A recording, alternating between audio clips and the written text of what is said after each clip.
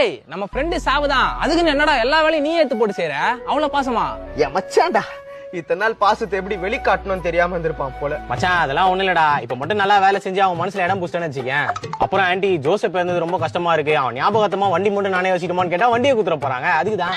அட பாவி, இத்தனை நாள் உன் வண்டி என் வண்டி மாறி மச்சான்னு சொல்லும் போது புரியலடா, இப்பதான்டா புரியுது.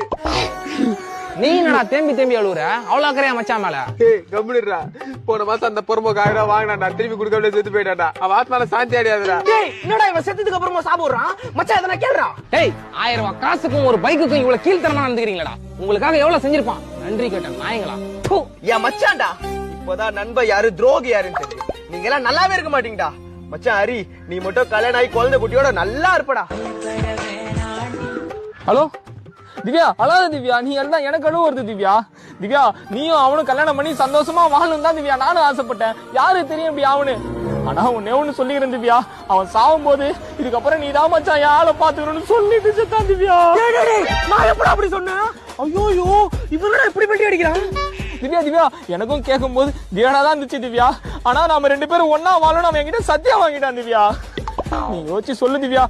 I love you Divya. ஐயோ திவ்யாவை தூக்கிட்டு போறானே. ஐயோ திவ்யாவை தூக்கிட்டு போறானே. திவ்யா திவ்யா திவ்யா திவ்யா